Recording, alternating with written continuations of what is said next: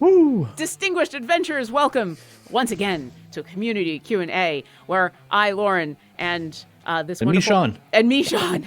And this wonderful person below me, Sean, answer questions from the community and hang out and drink tea and talk about November and how dark it is. It is so dark.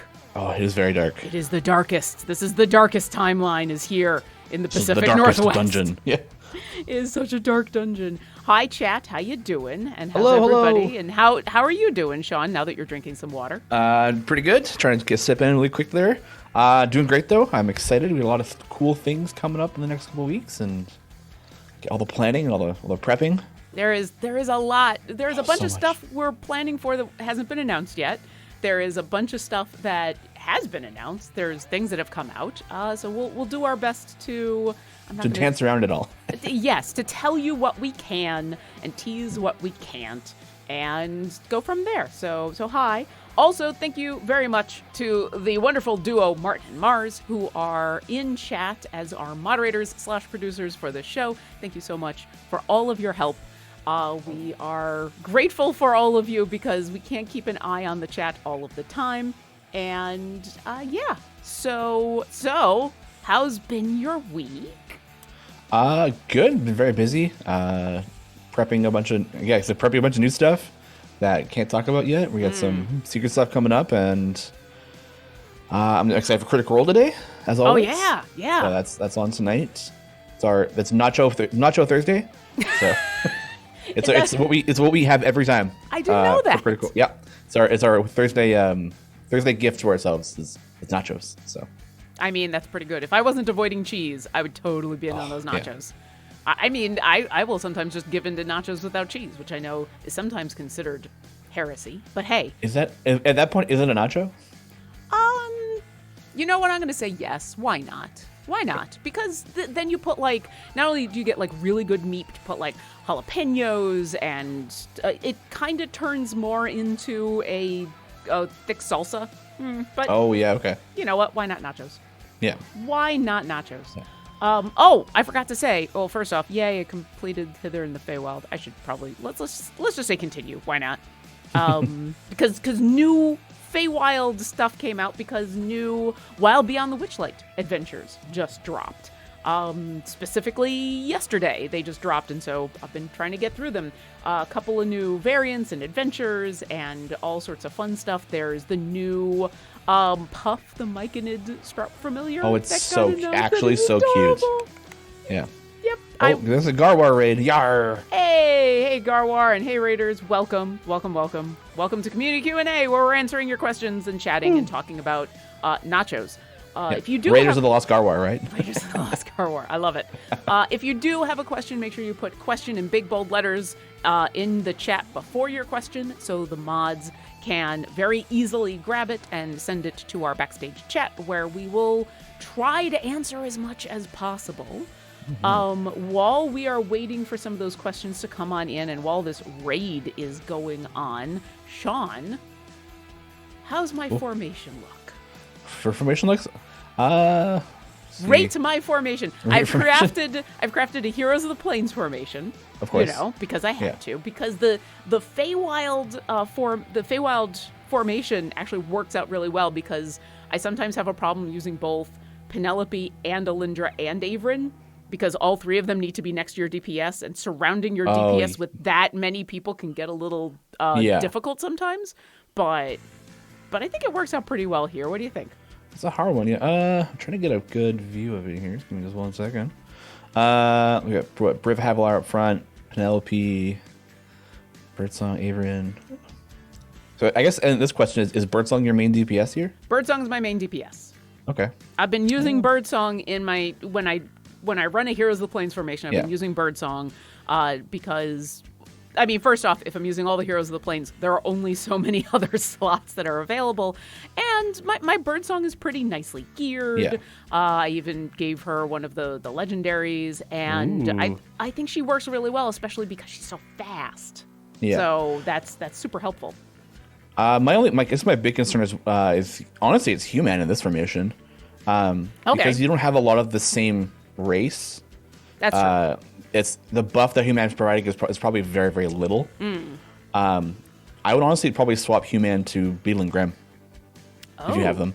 I do have them. Okay. Yeah, because Birdsong is has a high dex, right? Should, yeah, because they're super, super fast. Yeah, perfect. 18. And so Beetle buffs based off of dexterity. That's true. So at a higher dex, he'll provide a buff. And then he's also good to swap around with Grim because of the debuff. So That's if you true. have Beetle in for a little while and you kind of start getting stuck, you swap to Grim, the debuff loads up, and when you swap back to Beetle, the debuff sticks around. So then you swap back, and then you have the higher support damage along with more debuff, and you'll deal more damage. Okay. All right, so I got them switched. I obviously went with the dexterity ones. Grim is persisting, increases damage bonus. I haven't used Beetle and Grim a use lot. that left one that increases special order. Yeah. Yeah. Although I do have them in their epic outfit, which makes me very happy. Oh, it's the Cyclomancer one? Yeah. Yeah, I love that outfit. It's super cool. Super cool. All right. Well, we'll switch to there and we'll see. I don't know how far I'll get because I don't have a ton of favor in Witchlight, but maybe we'll see how far we can get. Meanwhile, I think questions have finally come on in. And I think the other thing to do would be to switch Averin and Alindra. I think someone suggested in chat as well.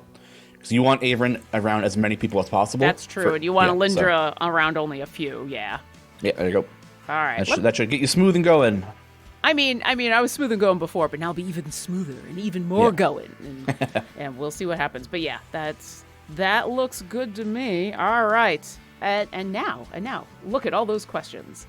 Lucy LRA is asking about the overlay for the overlay for the captions. Yes, we're trying to make the overlay work the best. And it is technically not an overlay, although that's the best way of describing it. For those of you who are wondering where the captions went, if you literally if you're on the PC and you hover your mouse over the screen, you'll see the baked-in Twitch captions are available. And you can change how they look and move them around a little bit. They also work on mobile, and they also work on the VODs. So when you want to watch this on Twitch before it comes to YouTube, where we also have captions, then you have a bunch of options. And, I'm going to let Sean take the WebGL question that happens next. You just saw WebGL in the question. I saw that, and I was just like, nope, Sean's going to be better at this. Nope. Yeah. What's that? Oh, I don't know. I don't see.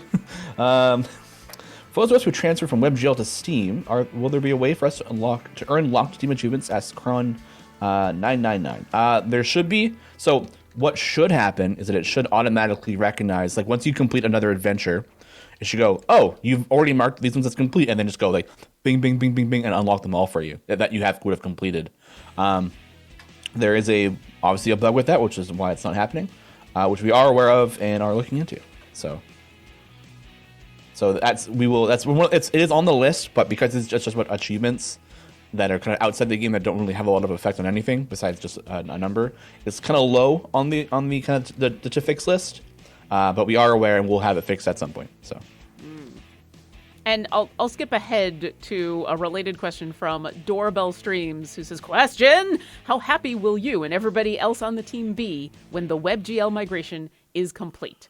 Pretty happy. The great migration, yeah. The great migration.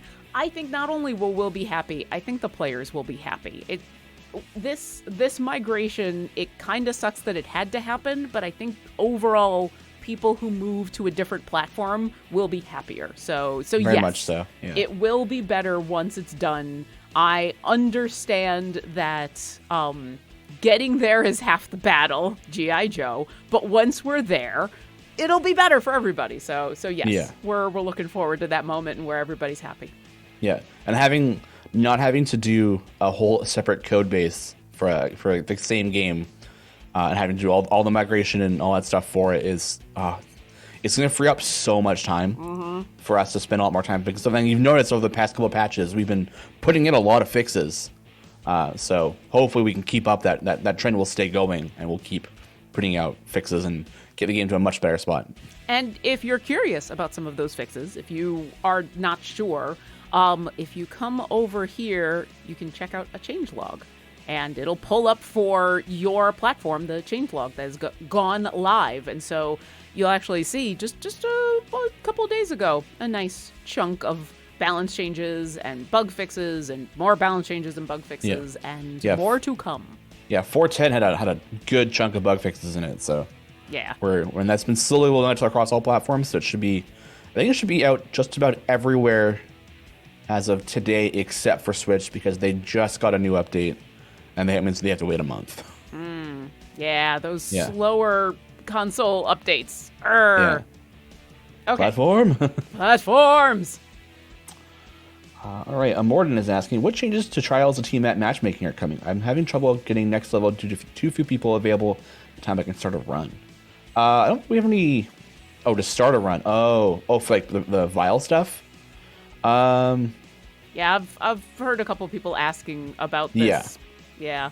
I've heard some complaints and issues too, but I don't know any changes currently. Nothing that I think has been officially fleshed out and said like, yes, this is what we're doing. There have been some ideas, but nothing that has yet to be implemented or have any plan to at this point. Like I know, like we talked about some changes, but I don't know what they are or when they're coming, so I don't really have any information on that. But we're like we kind of have been for the last couple of weeks and months, especially with Trials when it came out. We're still looking at a lot of the information coming on in and taking in a lot of suggestions. But yes, what you've mentioned is something that we've heard about.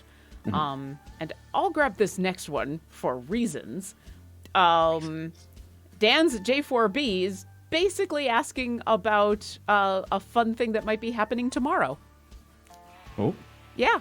I wonder what that's going to be. A super fun announcement that might be coming tomorrow. That for reasons that I might be excited about. You should. It's just a little fun, right? Yeah, you should definitely check out the blog tomorrow. That should go live. That is gonna have some fun information in it. Yeah, don't be scared of the blog. It doesn't bite. So the blog is good. Blogs are fun. Yeah. Mm-hmm. Alpha Crawl has a question. The potion of the Gem Hunter does the bonus add 50% to the entire gem drop, or is it before the other bonuses you might have? Also, does it run up or down? Does it sum up all half, or does it sum up all the half gems up until the next drop so you don't lose gems? Oh boy. Good question. Sorry, while you're thinking about that, I just saw AU Strike in the chat. I hear there are a lot of bloodsuckers in the blog. Oh, but blogs are good. Yeah. So definitely, I think it'll bust the base, I believe. I think that's how it works. It'd go like the base, and then base, and then probably a blessing, and then the potion. I'm actually not 100% sure how that stacks, because the other one just adds 1 to your drop, and then the potion is 50%, right? So it's only half a gem. Which is the one I got going likely right now. Rounds up. Yeah, so. This is those. I got the psychomorphic going on, but I think I've got. Yeah, because the Gem Hunter is it just adds 50% of increased gems. Yeah, increased gem drops from bosses by 50%. But what was the other potion again? It was just that one potion. It's about how it affects the gem drop. My assumption is that it goes base, blessing, potion, and then we'll round up any sort of half. That makes sense. Yeah.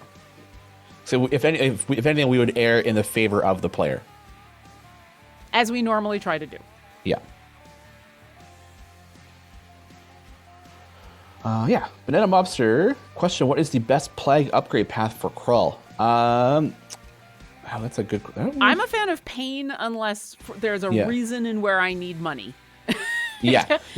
Pain or Pilfer are my two preferred two as well. So, I mean, Pilfer if you need money, Pain if you need to do damage. All three are good, but I've been leaning into Pain because most of the time when I'm grabbing Krull, it's they're specifically buffing in the formation of the DPS. So that's my favorite for Krull. I haven't been able to use Krull as often as I've wanted to recently, but I'll have to put together some formations for Krull. Yeah, I've been sticking with an Ashara formation for a while now, so Krull's been kind of put on the back burner because they share a slot with Ashara. So Yeah, Ashar has been my DPS for my trials runs, although right now I'm between trials runs at the moment. And then when I do my Ashara runs, often I am grabbing some of the Heroes of the Plains. I'm grabbing Orkira, I'm grabbing Avrin, I'm often grabbing Freely. Sometimes I'm grabbing Briv. It depends on what I'm trying to do. But yeah, so with those, then I can't do a full Heroes of the Plains formation because then I can't have Alindra. So yeah. My trials right now is a strength requirement, which means Avon doesn't pass it, and I didn't realize how much of a boost Avon really gives my party. Yeah. So I have to hit 1150, and I'm struggling around 1080 right now, or 1080. Yeah, Avrin, every once in a while when someone talks about his build in the game, I have to struggle to remember which version of Avrin that is because, well, there was a while in where he was a Hexblade Warlock, which is, I think, I'm not remembering specifically which Warlock version he is in here, but the fun thing about the Hexblade, because he literally started off, at least in our games, carrying around like one of those giant swords. But they can use charisma instead of strength for their modifier when they hit people. So he's never had like an amazing strength. But then he was also an artificer for a while. And still not getting strength for that. So you don't need strength, but it's a little more helpful to have a little bit of strength. But probably still not enough for that strength requirement. So when you said that, I had this moment of like, oh wait, which version of Avrin is this? Oh wait, Yeah, I was like, does he have a +2 strength feat? I was like, he doesn't. Dang. Nah. Yeah. No. Yeah, I think we have any +2 to anything feats? I thought they were all +1. I think Havilar has a +2 feat. Oh, you might be right. That came out like I think a couple weeks ago or like a month or two ago. Whoa. Whoa. That's whoopsie. Oh yeah, increase the charisma score by Havilar by 2. Oh, the connoisseur fancy. Why are all my feats? All my feats are sad. Oh, there we go. Look, nothing happened. No, it's all fine. Everybody, it's all fine. When in doubt, just scroll. Yeah. I actually should play around with some of her feats because I don't think I haven't actually updated this. So we want her leadership summary. I don't think we need her constitution or her charisma up right now because they're just if you're just in a normal adventure, then let's just increase everybody's. There we go. Yeah. Excuse me as I continue to futz with my formation. Meanwhile, back to questions. Dresskov _Eagle Owl. Will we be adding more playable races like Kinku or Yuan-Ti? We do have a Yuan-Ti in Sasaspia, who's in slot 1. There she is. Yeah. I actually quite like using Sasaspia. She's a pretty good buffer and healer and debuffer. She does a little bit of everything. Yeah. Kinku, we don't have anything planned for that quite yet. There are so many races in D&D, so we'd like to obviously have everything in it. We're still missing like Triton, the Leonin one.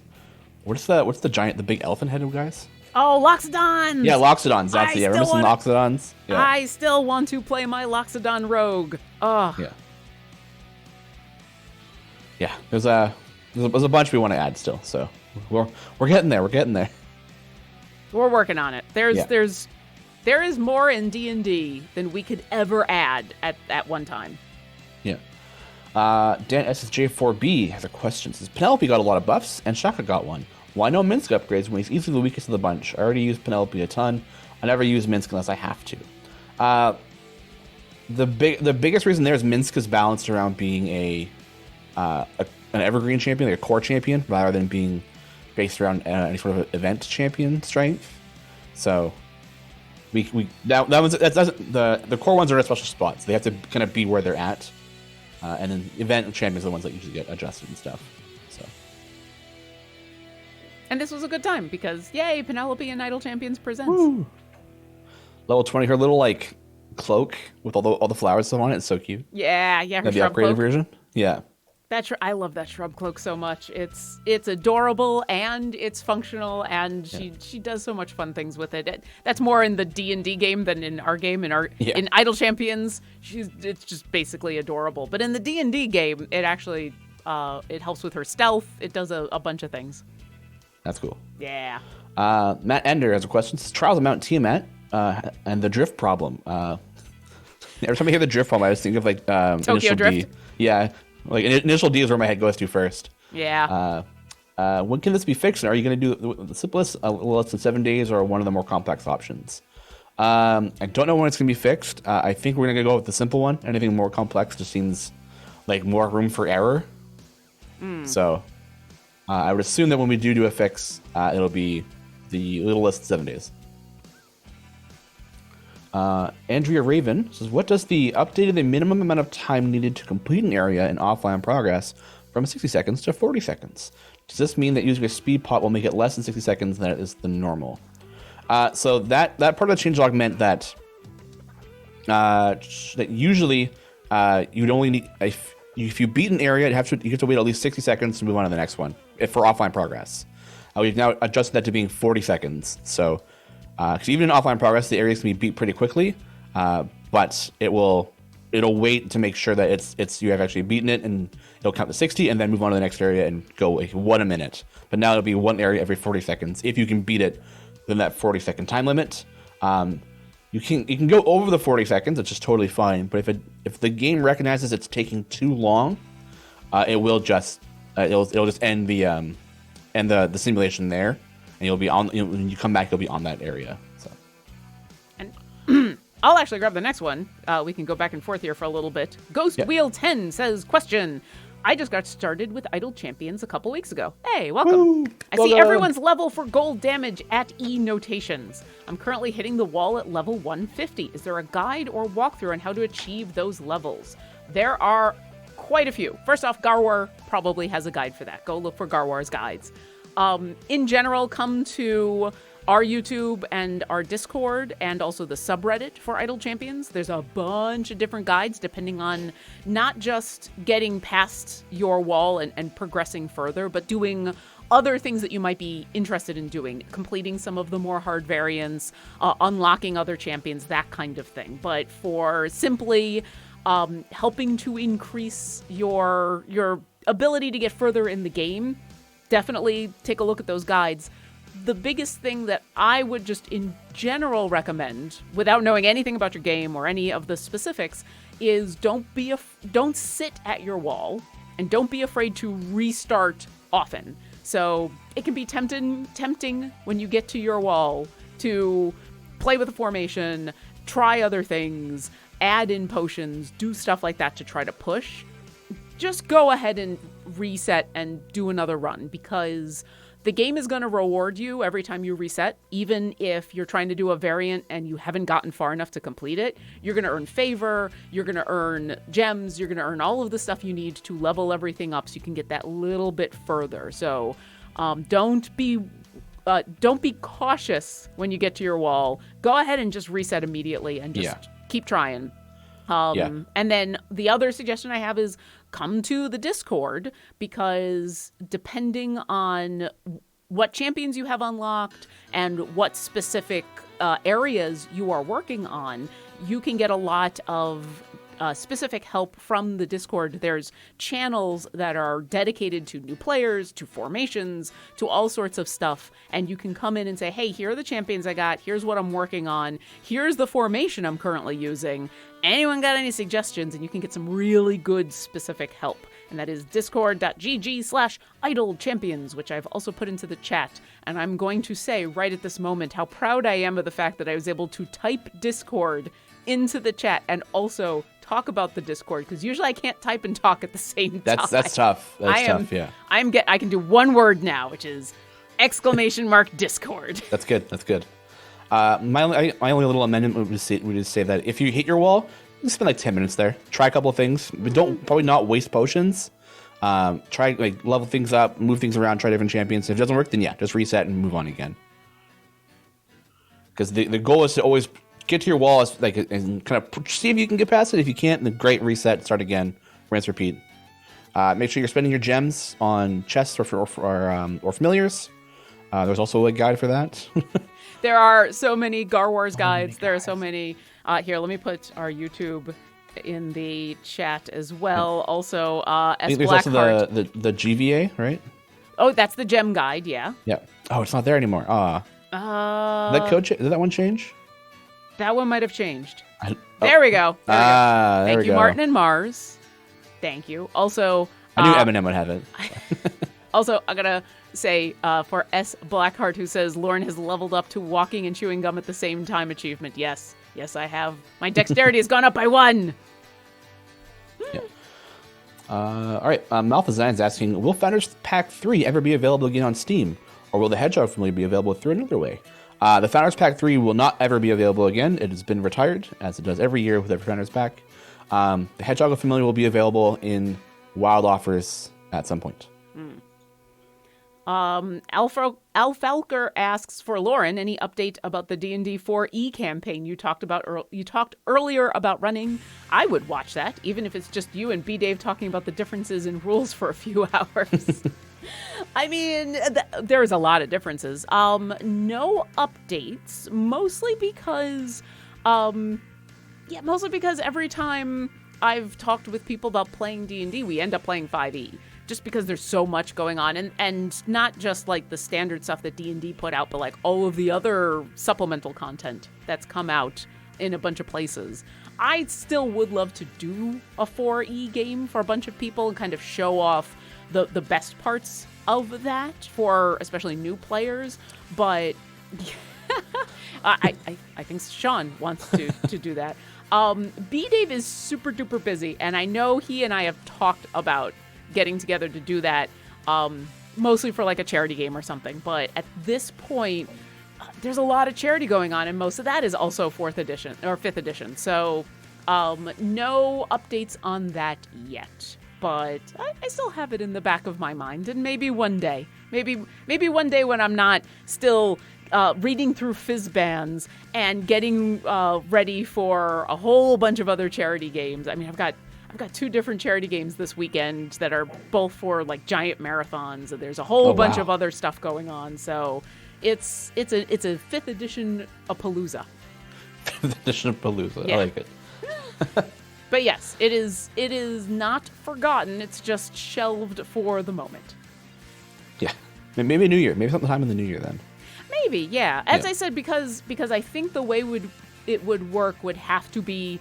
I mean, especially get B-Dave. I think the only way I'd get him is a charity thing.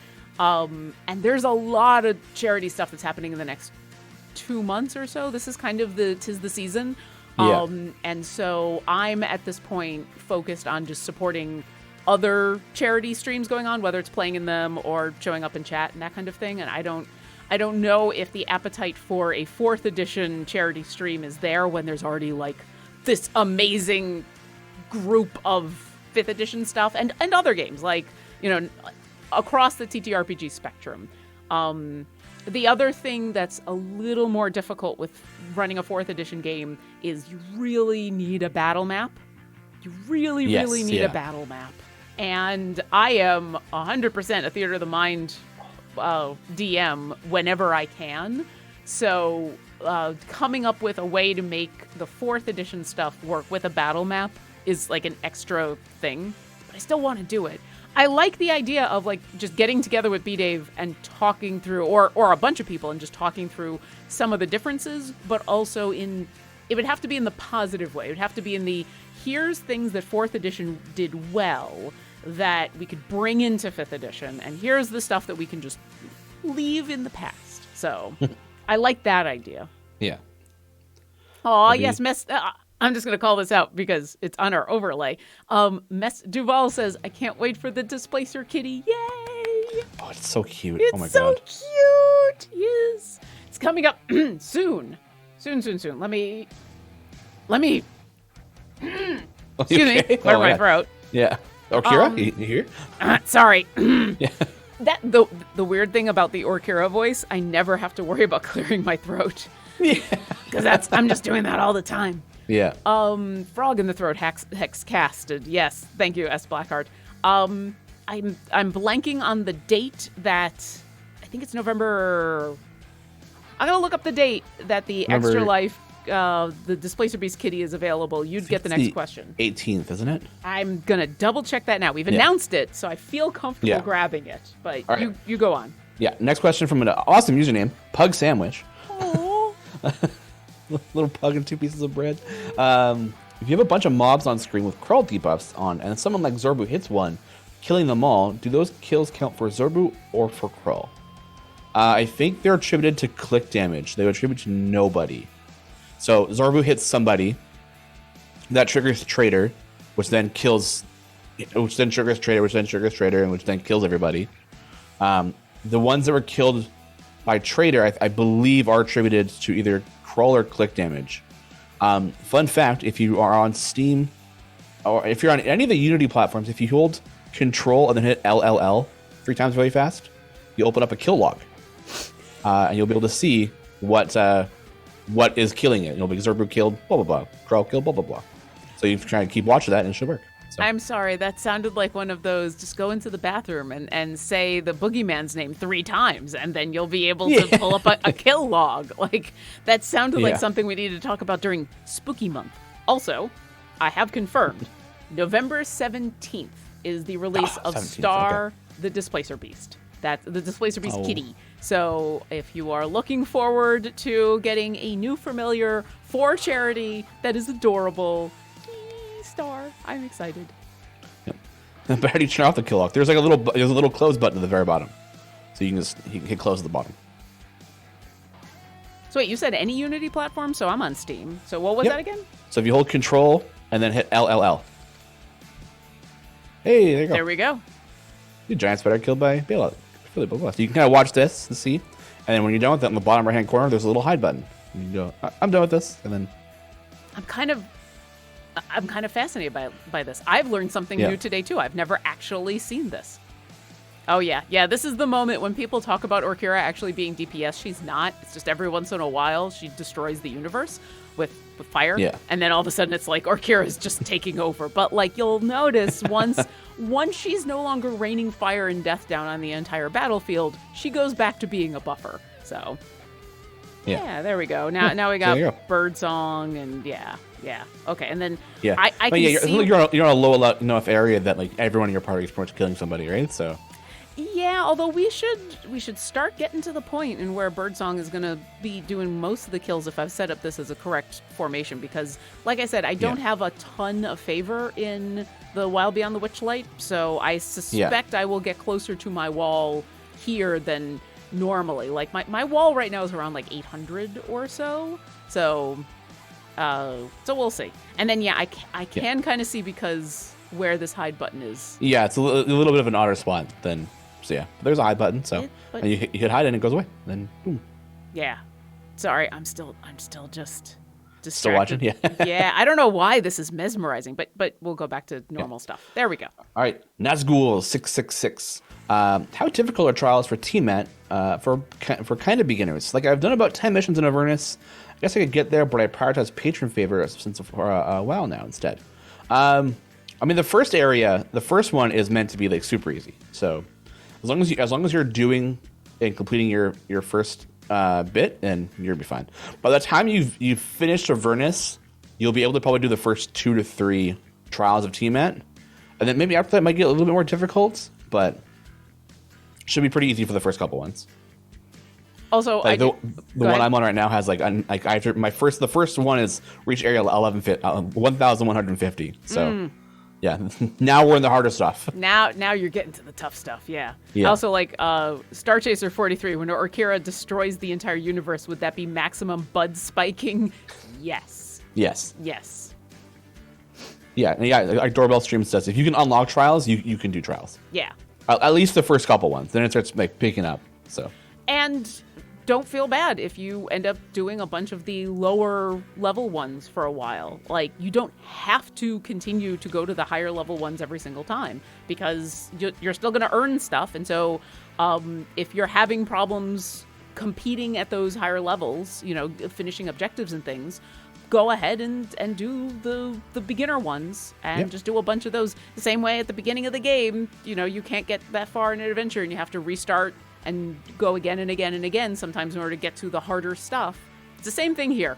Go back to your roots, people. Yeah. And like J-Dog says, like if you when you do the earlier trials, you can then forge legendaries to make yourself stronger, to try higher trials, to get more scales, to forge a bit more legendaries, and the rinse repeat happens. So. All right, I have to ask about legendaries because and I'm not going to get into numbers here because I can't. But Sean, I need to know, who do you have legendaries on, and why did you pick them? Well, Ashara, for sure. So she's got a ton of legendaries. I think I pretty much whoever was in my Ashara formation started getting legendaries.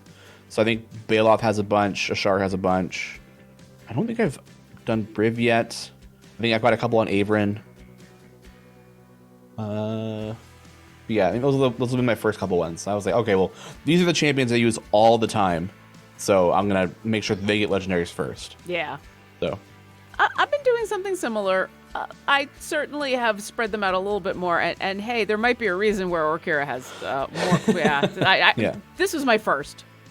Also, this is the first one I upgraded, so definitely, hey Harold, your accordion is legendary. Yeah, I've got on. I haven't put on Baloth, but I've got 2 on Ashara because I've been using her a lot.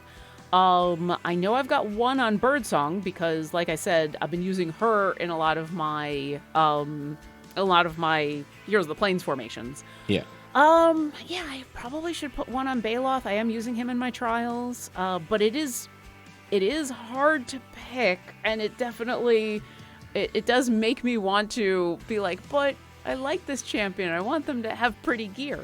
Yeah, that's my biggest thing. The champions that I use the most are the ones that are going to get it first. That's just the simplest. I might just do Xander to make it funny. just give Xander all legendaries first. But all right, Xander, you're all legendary out. I can't wait to see the chat when you show up on stream with Xander with all legendaries. With Rosie, Delina, Xander. Actually, no, that's even better. Delina, all legendaries. I might have already done it, actually. Because I love using Delina. I love trolling with her. So I might have already fully legendated her out. If not, I'm doing that after I'm done here. See, now I feel like I need to start putting legendaries on Dragonbait. Ooh. I don't know. I like using Dragonbait, too. Yeah. I don't get to use him nearly as often because I got Averin, Warden, and Nova, and Ariza. And, like, this slot is super hard. This slot is super hard to pick somebody. But anyway, I like that plan. I want to be there when you show that off on stream. Yeah. Ooh, and Mars has fully legendaried his Ashara this week, so congratulations. Ooh, nice. Well, now I got to know from chat. Let us know. Do you have any characters? Do you have any champions that have full legendary gear? Yeah. Let us know. Friday Siwoo has a question. Sean, don't monks have to be some form of neutral? How are you chaotic good? Well, monks don't have to be neutral or anything. This isn't first edition. I don't know. This was like a name. It was like, I don't know where I came up with this. I think the first character I ever made was a chaotic good monk, and it was around that time I was like, oh, I should make a Twitter. Oh, I'm playing a chaotic good monk. Okay. There you go. There you go. There's my Twitter handle. Listen, if paladins don't have to be lawful anymore, then monks don't have to be anything. Yeah. Yeah. I tend to ignore the rules, but it's for the good of people, so. That's why I give away so much stuff sometimes. That's why most of our champions that are from streamers are chaotic good. Chaotic good is just a solid... I don't think people go out of their way to make champions or make characters in D&D that are chaotic good. I feel like chaotic good just happens to be the best descriptor for a lot of characters on streams. Yeah. Because you want to do good in most cases. You want to be good people and help people and go out on heroic adventures. That's kind of the jive of D&D, although you can do other things. And then you don't always want to be like, but I can't help you because of the law. And neutral, like, I think also most people, when they create characters, they don't want to be neutral in anything. They want to have their characters have opinions and make choices and do stuff. So chaotic good just tends to be that really sweet spot. Yeah. Well, it's the easy catch-all, too. Anything chaotic good or chaotic neutral to be like, yeah, I can do what I want when I want. And no one can say anything about it because I'm chaotic good or neutral. So, hey, I'm free. Wait. People can still say things about it. Yeah. Just because you're chaotic good does not get you out of the consequences of your actions. Your alignment is not an excuse. Yeah. It's what my character would do. This is what? Yeah. No, never. None of that. Never I hate do that. Yeah. Here's my D&D PSA for right now. If your answer to why your character would do, why you're doing something in game is because you think your character would do that and you don't have another justification, change what your character's doing because you're probably not doing something that the rest of the players want you to do. And I mean players, because the DM is a whole separate thing, but yeah. Yeah. Yep. Mantis 5005 says, am I the only one who would love it if I could click on an epic equipment item down on the champs bar and directly go to the legendary forge for that item, even if it only works for the champions currently swapped? Oh, that's kind of neat. I feel like that is not intuitive at all, though. And I think if you clicked on it and it opened up, you'd be like, what? And then kind of, like your first time doing it would be very awkward. So I think it'd be neat to have like a section maybe in their character sheet where you'd open them up and you can be like, go to their legendary, like forge legendary, and you can get, and it'll bring you to their thing there. Maybe. I don't know. That whole thing is so new right now. It's hard to tell. And I say new. It's been out for a couple. What are we at? Months now? Oh, jeez. Where did the time go? I think we're on like a month and a half. I think I'm on like the 6th, 7th one. Yeah, but in the grand scheme of how long this game has been out, which has been multiple years, and this is a whole new thing that you can do in the game, I think we always want to be aware that we don't want to overload how we change up how you find where stuff is. And but it's a good idea. Yeah. Also, everybody's talking about alignment now. I have to address some of this because a lot of this is good. So first chaotic off, tired. Yeah, chaotic tired. Aren't Preach. We all? S. Blackheart says, my DM doesn't allow alignments. He just lets us play and choose so that we can concentrate on RP and development. I like that. I think as players and DMs, that's the best way. Pick a character, choose a character trait, play your character as the way that you envision your character. And then the alignment is kind of decided after the fact. And especially with 5th edition, moving away from alignment having consequences for everything except very specific things. I think that's definitely the way to go. What for D&D in-game D&D, tabletop D&D. Maleficent says most time people don't play chaotic neutral. They play chaotic not nice person. And you can get away with that as long as you talk to the rest of your party. You can be evil. You can be not nice and then have that be your character arc of growth. But I would talk to the players about that, just so that they don't get sick of your character. And then there was something else on here. Oh, that was the lurking writer saying chaotic tired is my in real life alignment. Yeah, I want a neutral nap. Can we neutral nap here? Yeah, this is now a nap stream, so I'm gonna go lay down right over here. And goodbye, guys. All right, everybody, nap time. Yeah, nap time. Everybody set up your formations. We're going to let this run for a little while, and then we're going to take a 20-minute nap and listen to the lovely music. And then in 20 minutes, we'll wake. It's a new stream idea I just had. But walls and naps. I like it. Sorry, nap time for the win. Yeah, that's it. The game should have a little pop-up of like, this is going to take approximately 20 minutes. Would you like to take a nap? Yes. Like yes, those Netflix alerts that's like, hey, you've been watching like 7 episodes in a row. Are you still awake? And yes, please keep playing. Keep going. Yeah, there is a Twitch category for people sleeping. And yes, Go Player 7, actually idling and idle champions. So I've talked about this before. I'm the player who sets and forgets. I'm the player who does a whole bunch of stuff for like 5 or 6 minutes, and then I just let it run in the background while I'm doing a bunch of other things, or sometimes even walk away from the computer.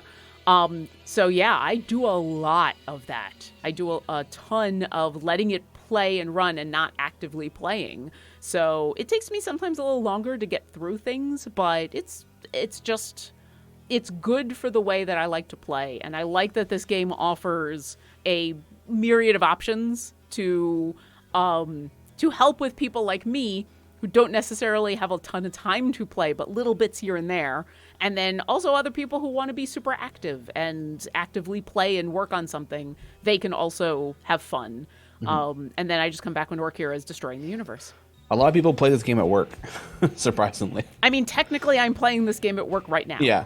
Yeah, I think ours is a little bit different, just a little bit. Tiny bit different. Yeah. I don't always have it running. This stream is actually a outlier as far as having the game running while I'm streaming, because I'm showing the game. But a lot of the time, and has nothing to do with the game, a lot of the time when I'm streaming, I'm trying to have as few things running on my computer as possible. Yeah. So, but there's been once or twice in where those of us in the Heroes of the Plains crew are just like, so the stream went down, or there's a clip out there of Jen that is beautiful, that like we used to do an opening and then we would play the credits and then we would come back. So we'd introduce ourselves and then play the opening, and there'd be this basically minute-long video. And there's this beautiful clip of Jen after we did the opening as we're transitioning to playing the opening credit video, where she's like, oh good, I can take a second and level up my champions. Nice. And I'm like, yes, do both. I'm playing D&D live right now, but I'm also playing All Champions on the side, so don't mind me.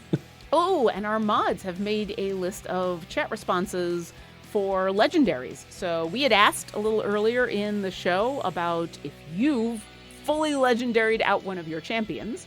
So here we go. JS Inda has Dinar all gold. I love it. I love it.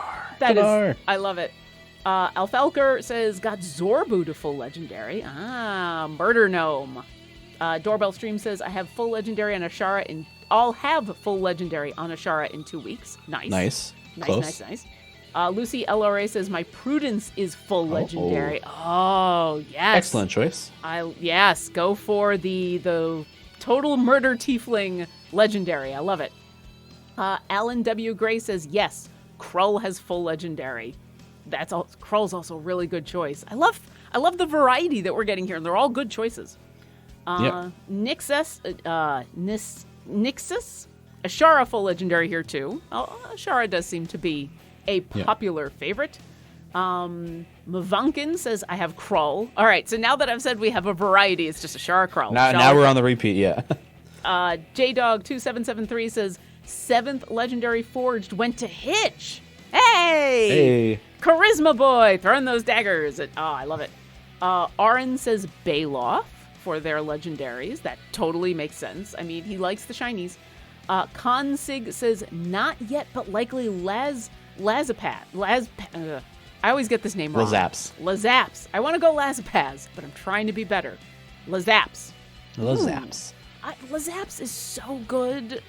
They don't get enough credit because they're kind of in an interesting spot. But on a regular basis, and I'm still missing 2 purples. That's painful. But yeah, Lazaps is a super good choice because having a tank in that slot that is good for a bunch of patron stuff that you don't often have a tank for. Let's see. And finally, Cat's Tees Sweaters. I gave Brunner full legendary because he's been there for me since the beginning. Tutorial Dwarf deserves to be decked out in gold. What a god. Yeah, that is the best response we've got. That is kudos to you. Yeah. I love it. And now I need to follow suit. Yeah. And your friends have been there since the beginning. Those are the real friends. Tutorial Dwarf, best dwarf, deserves all the gold. Yeah. Long may he reign. Absolutely. Yeah. Monkey House has a question. If there is something up with Trials of Mount Tiamat today, I have not seen any parties. And when I did see one, I tried to join, but it was full at 1 out of 5 people. Maybe there's been a that might just been like a, what's the word I'm looking for? Update issue, where you just it filled up and just hadn't updated to 5 out of 5 yet. As far as the other parties, I'm not too sure. I'm wondering, now that we've had trials for 2 months or so, if there's any information about when more people start their trials than others. And so trials dropped on a Wednesday, right? Trials dropped on a Wednesday, so I'd imagine there's a ton of people who Wednesday is the day that they're starting their trials, but there's probably plenty of people like me who intentionally delayed their trials start to other days for a variety of reasons, whether you just don't want it to start in the middle of the weekday because of work. I moved it to Friday because I had a friend that I wanted to be able to play with, and he had moved it to Friday so that he could make sure he started on a weekend so that he had more time at the beginning. But I'd be really curious if we have any kind of stats on when people start trials, if that's shifted at all. Yeah, I think Wednesday is still probably the main day. It's just now, because of the drift, it's now it's Wednesday a little bit later in the day. I think my trial started around like 4 p.m. on Wednesday. So I think it's still around there, and then depending on people, maybe you go on the weekends, might start it there too. So yeah, Friday has tended to be a pretty good day for me, so yeah, I had to wait 2 days, but now I get to play with my friend, and we're able to put in a lot more time over the weekend, which is super helpful, especially if we decide to do an easier trial, and it's like we just want to kind of blow through this weekend and not have to worry about it next week. So yeah. Yep. Nitsuka has a question. Although Puff was right-handed in the voting and Button was left-handed, the Puff from the shop is left-handed. Does it mean that Puff is ambidextrous, or that Button killed Puff and usurped its name? I love both of these ideas. I want both of them to be true. Please tell me. I will leave that to your imagination, because I don't have... Any answer I can provide is not good enough to match that. So, I don't know if this is related. We were talking about this on the Sketching Hour recently, which if you don't watch, Sketching Hour is a show I do on Wednesdays with Alexis and Michelle, two of the artists from Idle Champions. And the question came up, how come so many of the champions are left-handed in this game? And it's literally a art thing with, if you take a look at the formation right now, if any of these characters were carrying any of their weapons on the right side, because we are kind of watching from that side, the weapons would get in their way. It would literally, be in the way of their bodies. So, like, Briv is carrying his sword on his left side. Penelope is carrying her staff on her left side. Havilar is a two-handed... Or Kira's holding cotton candy on her left side. Well, yeah, and I don't attack with the cotton candy, but So a lot of the champions end up, when they're holding a weapon, even if they don't end up using that weapon in their animations, because like Orkira is a magical attack, then it's on the left side for clarity and art reasons. I wonder if this is the same. That's probably the real answer. I love the idea that Button killed Puff and usurped their name. Yeah. And now whenever they show up in the Trials of Mount Tiamat, or in the Idle Champions Presents on Mondays, that might actually be Button. Yeah. So whenever there's a scene where it's just the Mike and Sprout where no one's looking, he's like, I always hated Puff, just in the background. But then people turn around and he's like, oh hi, like all nice and happy. But like when the camera pans away, he's got like the little red glint in the eye, like oh god, he's a murderer. Do we think? I don't know. I have no idea, but I love it so much. It's not canon. It's not. Puff and Button are both adorable and fine and lovely, and both are alive and doing well in a farm upstate. Yeah. That's true. Octisis is asking, how about unlock trials? You unlock trials by finishing the main adventures in Descent into Avernus. So that would mean you have to finish El Torel's Last Stand. Once that's done, you'll get the option to play an adventure called The Mad God, which will unlock Tiamat. Unlock Trials of Mount Tiamat. Not unlock Tiamat. Tiamat the champion. All of the formation. You kind of do unlock... other people unlock Tiamat, and then it's your job to stop that from happening. Also, Also, I'm back in chat. So Friday CWU says, spoiler, Puff is the big bad for Trials of Mount Tiamat. I love that. And Cassie's 335, plot twist, Button works for Tiamat. And the Lurking Writer says, Lauren, that got dark. Yeah. But sometimes I go there. Yeah. I just imagine like they finally get to Tiamat and Puff is standing on Tiamat's body with a little dagger and it's like, you were too slow. It's like, oh my god. Or so what I was thinking was that maybe this is not that that Button is evil. Like, this isn't like a good and evil thing. It's just maybe Button and Puff, things went bad between the two of them. But otherwise, they're both wonderful, lovely, helping the champions, Myconids. But we just learn that Button is super deadly. And so that's the moment where the champions show up, and they're all, like, spoiler alert for Party 1, they're in rough shape. Who knows what Party 2 is going to look like? That's a rough fight if they show up and they're already depleted to fight Tiamat.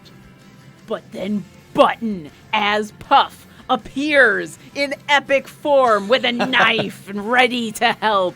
Oh, I love Knife and a cape of billowing, all prepared. Yeah. This is my new headcanon. We'll have to watch on Mondays for the Idle Champions Presents game to see if any of this is true. Yeah. Probably not. And then in chat, just go Button and Puff win. Just keep saying that. Yeah. Oh no! Don't do that! Don't do that because no one's gonna know what's going on. Yeah. No. Yeah. TD Sparkler is asking, higher difficulties of trials give a range of chests, such as 1 to 2 or 2 to 3. Is there an amount of chests you receive based on anything, such as rank and damage, or is it simply random? It's just random. If we tiered it by like how much damage you did, people would be, would probably be a little frustrated sometimes if people were doing more damage than they weren't getting as much, and yeah. So it's easier just like it's random. Here you go, have some chests. Friday, see any news you can leak about the dev team potentially reworking the Forge screen to make it easier to use, like to see what items are legendary, which aren't. Can't you already see which ones are legendary in the Forge screen? It's the orange border of them, right? So in the Forge screen? Yeah. Yeah. So yeah, there's my Ashara. Yes, it's orange. Yeah. So the orange bordered ones are the ones you'll see with that are legendary. So. Yeah, because it's a border and a border, so you end up like the Ashara one for me is showing off pretty nicely because that was a gold before I also made it legendary, so it's a gold. Let's see if I can... Do you have any that aren't gold? Yeah, so here's Birdsong that I made, and so that one is, I think it was purple? It's a little harder to tell. Well, yeah, that one is. It's orange now though. That's the important part. The outline is orange, so that'll show that it's legendary. Yep. And I'll go. Let's find my. If you want to go into the next question, now I'm just like scrolling through and looking for. There's Orkira. Aha. Hey. It makes me so happy. Okay, sorry. Onyx Square says, "Hi, Sean and Lauren. I've been setting up electrums to open up from an upcoming Timegate champion. Are there any recommended amounts from doing a Timegate?" Doing a Timegate 1 champ or an event 3 champions. I'm being a 50 per unequipped champion. Thank you. I don't think there's really a recommended amount because you only get one piece of gear from an Electrum chest. That's randomized between well, not really randomized, but follows a certain set of rules between common to rare. I don't think there is a specific amount you want to open. I would say just open them until you have the ones that you want. If you're doing the collection thing, make sure all your whites and greens are filled in for that one champion you get, and then move on to the next one, which could be 50. So or what would that be? 20. If you get them all perfect, it's 20 chests. I think that's how that math works. No, that's wrong. No. Okay, I was gonna trust your math. 18. Yeah. Yeah. So I don't think there's a set amount, but just kind of open until you attain what you want and then move to the next one. I'm going to jump in here. First off, the Lurking Writer, hear me out. What if the real BBEG of this event was Tia What? What? I mean, I would love that. I don't know how you would explain that to the greater D&D watching community, but I would love for B-Dave to try. And then that's the April Fool's stream we're doing, right? Tia What? Just Tia What? Tia What? I mean, maybe. And then Doorbell Stream says, I want Tia What to show up in some capacity. I mean, who knows? Who knows what'll happen? Also, I did notice it is noon, so we are an hour into the stream. So not only are we going to be having new people join us because we'll be having the new in-game alert, but I believe a new vote is about to be available if it hasn't already updated. It has. So let's... It's voting time. Yay, let's take a look. So, all right, first, I'm going to go ahead and claim my gold Dahani chest. That was closer than I thought it was going to be. I'm not going to lie. All right. Let's see, 52 to 48. That was pretty close. My murder burb. My friend. I had to. I mean, I love Minsk and Boo, but I had to go for Dahani. So here we go. So we've done this before. I will do this again. This is going to be a hard thing for me to choose, so I will leave it up to the chat. Mods, if we could get a I've just lost the word for it. A poll.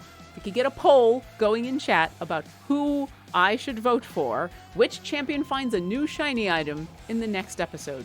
Is it Shaka from Rivals of Waterdeep or Penelope from Heroes of the Plains? And I'm going to leave it up to the chat because I don't know how I can... I mean, I'm kind of leaning towards Heroes of the Plains because these are my people, these are my family, and I have to. How can I not vote for Penelope? But Shaka is awesome, and the Rivals of Waterdeep are amazing, and Orkira knows Celise, so she wants to help out her friends who are in Rivals. And both of these are super good, so... Both the rewards say Shaka. I mean, I have 3 votes, so I could put in both, but for the chat... We're gonna pick one. I'm gonna put all 3 of my votes into one. The acorn one is for Penelope. I know it says Shaka, but it is a Penelope item. Yeah. Yeah. Yeah, that'd be funny. You vote for Penelope and then Shaka. You know what? Penelope is the kind of character who would get a shiny epic slot item and give it to someone else. So I can totally see Penelope doing that. So that's not a typo. That is literally what Penelope would do. That's probably just a copy paste and someone just changed the 3 to a 5. It's like, all right, we're moving on. Hey, listen, there's a lot that happens. This is a why lot. typos. There's a lot of text entry in this if you didn't realize. So yeah, but also I choose to believe that this is true in the canon for Penelope because she's actually given away magic items to NPCs, to other characters. Yeah, she's that kind of person. Hey, can you hold this deck and draw a card? Can you just take it? She gave she had a cloak before her shrub cloak. She had a magic cloak that did something. I don't remember what it was, but she when we were in Rexingtrum, we came across a bunch of people.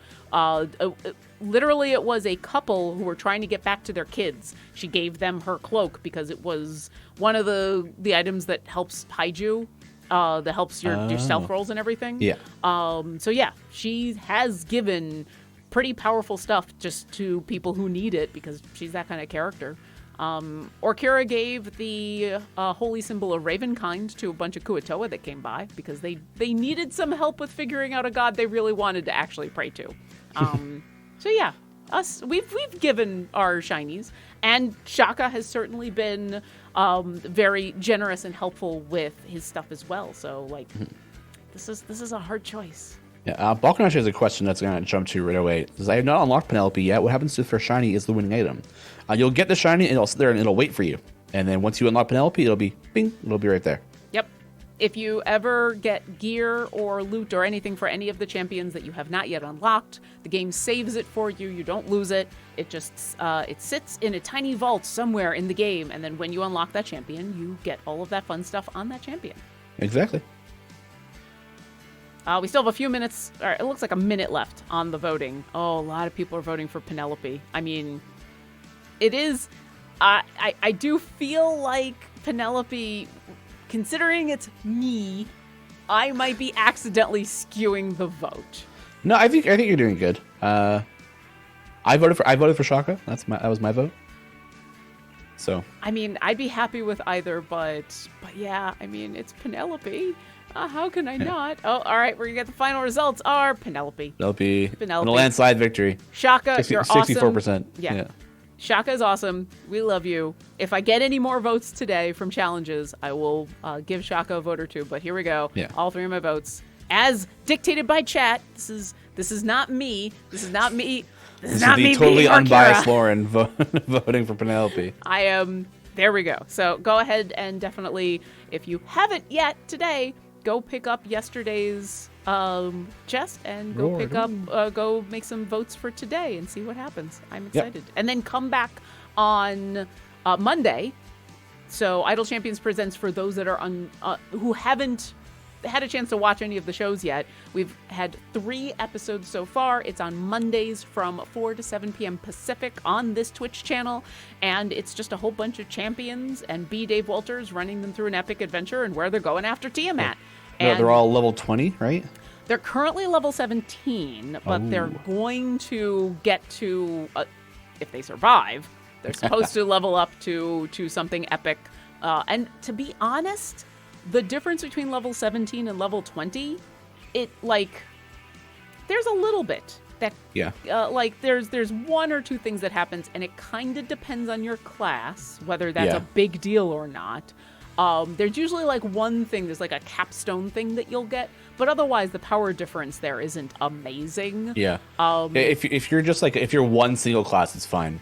If you're 2 classes, like if you're a multi-class, then that might be the spike to get you to what you want to be at, right? Yeah, and once again, it depends on the classes. Like, at Wizard, so Alindra is a Wizard Cleric, but she only has 1 level in Cleric, so she was always kind of 1 level behind when getting to ASIs and feats and stuff. Oh, just a little dip, yeah. Yeah, but I mean, a Cleric dip is always good. And so for her, but that's because for her, Wizards don't necessarily get capstones that are like an epic thing you want to get to. Rogues are the same way. I've played some rogues, and those higher levels aren't necessarily something that is super, super amazing for what you're playing. Also, thank you, Drezog, for subscribing. Welcome. Hey, thanks. However, Penelope now just is unkillable as a level 20 druid because she can just stay in wild shape. She has unlimited wild shapes, and she can wild shape into amazing things. So this is where the thing about how druids literally become immortal, both in their mechanics and in the game. I think the flavor text of druids is at that point they literally become immortal.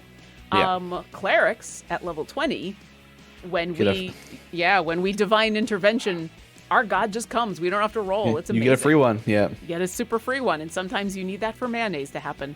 It depends on I'm not explaining that at all because it's funnier that way.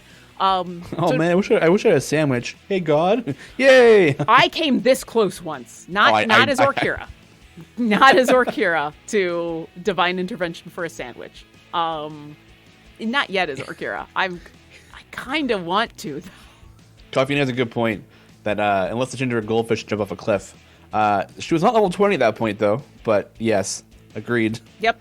And jumping off of a cliff as a goldfish. She survived, because she had enough hit points, and So anyway, it kind of depends on. No, she died.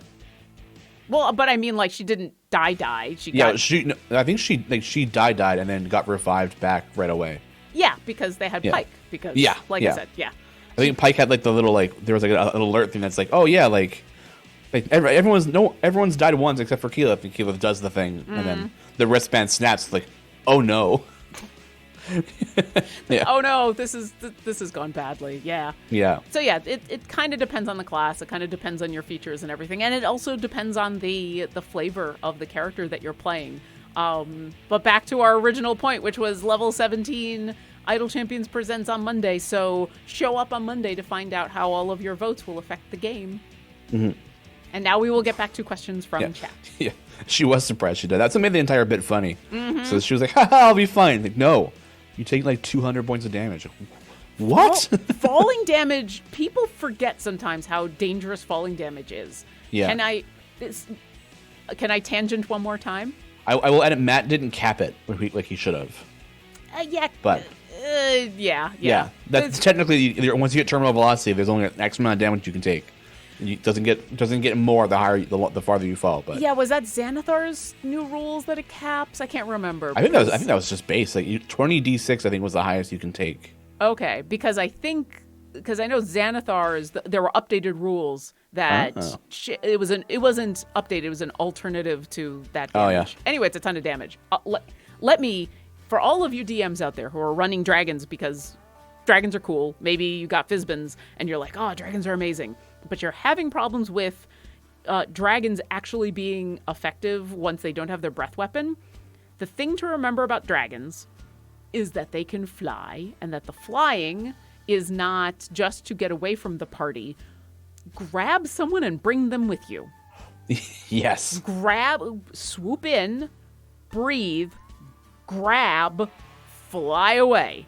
Fly really far away where someone can't feather fall, and drop people. And even if it doesn't work, even if, obviously don't grab the monk, but even if it doesn't work, if they only take half damage, if someone manages to cast Featherfall, if there's something that they can mitigate it with, there's now a scramble. If you fly 100 feet away and 100 feet up and you're like, okay, goodbye. Yeah. That is how you get an extra round or two to get your breath weapon back, to go after that wizard who's counterspelling, to go after all the fun stuff. So that is my suggestion for DMs who are having a hard time making dragons be an actual thing the party should be afraid of. That's my tangent. This is your D&D Dragon PSA for today. Dragon PSA for today. Peter D. Pan. Listen, can you fix stat feeds that aren't working on the current run and then you always have to restart to make them work? That should be fixed in version 4.10. So if you aren't on version 4.10 and there's an update available, please update. And if it's still broken, please let us know, and we will make a ticket and we'll look into that. And I'll grab the next one, Silverian X. So the question is clearly, when I get to Trials of Mount Tiamat, do I put Legendaries on Ashara or do I meme it up? Meme it up. I mean, there's no wrong answer here. Yeah. I'll give you the serious answer, which is actually, there's no wrong answer. Any champion you put Legendary on is eventually going to be useful, especially with like the patron events and variants that have limited numbers of champions. There are times in where we all have to use a champion that we don't necessarily always use for a variety of reasons, and there is never going to be a wrong answer. You probably want to look at some of the champions, like Sean was saying, that you use more often, or perhaps the champions that you're more likely to use in Trials of Mount Tiamat, but once again, there's no wrong answer. I know you were asking a jokey question, and now I've given you a serious answer. Michael MGW is asking the biggest question. How do I get stronger faster? Push-ups. Yes. Push-ups and pull-ups. Garwar has a guide for that. Yeah. Okay. I will say the absolute fastest way to get stronger in the game requires spending a lot of money. But that's obviously not what your question is. So my opinion, the best way to get strong in game is just to, when you're doing an adventure, always push as far as you can to get to your wall, no matter, even if you've already finished it. It's like complete area 50, and you've beaten that, great, keep going. When you hit your wall, maybe give it about 10 minutes, see if you can level up or switch champions around, maybe use a couple ultimates, see if that gets you past it. If not, just reset, run again, and kind of rinse, repeat, keep going. Make sure you're spending your gems on chests and familiars, so you have those to help you kind of go faster. And just kind of rinse, repeat that. Do time gates, unlock patrons to get more time gate pieces, to get more champions, and yeah, it's all about.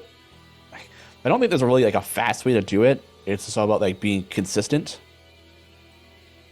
and making sure you're doing things kind of like the optimal path. And Discord is great to talk to about that kind of optimal path. So discord.gg/idlechampions.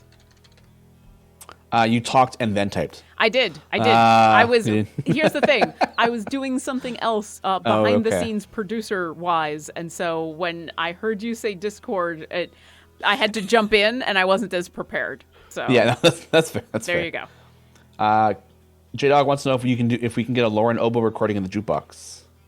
That's very nice of you to ask. I don't play on any of Jason Charles Miller's awesome music for Idle Champions, for Bardic Inspiration, though. But I appreciate it. One day. If there's a reason to, then there you go. If we get more Bardic Inspiration, absolutely. I'm never going to say no to Jason. He's amazing, and anything that he wants me to do, I want to do as well. But you know what? The vast majority of the songs that we write for Bardic Inspiration are more in the rock vein, and you don't hear a lot of oboe in that. So while I appreciate the suggestion and the question about it, I don't know if there's really a hunger for classical oboe in the jukebox. And listen, I'm okay with that. I'm fine with that. This game has a genre of music that in the jukebox that is all about the bardic inspiration. I think that's awesome and I love it. And I don't need everything to be classical music, but I thank you. Clearly rock oboe is needed. Very, very correct. Yes, because all of those rock oboists making tons of money and being very famous as rock oboists. Sure. Yep. Mm-hmm. You can be the first. You can be the first, Lauren. I mean, the closest anyone has ever come has been the oboist who played for Kiss from a Rose for Seal. That's awesome. There you go. Or Simon and Garfunkel type music, you know. Yeah. But there's a lot of oboe and like if you get into that kind of folk rock, maybe a little bit, but even then, not so much. I mean, like the first time I remember hearing like violin outside of classical music was Yellow Card. Yeah. So there's a room for it. You can make a sound with it.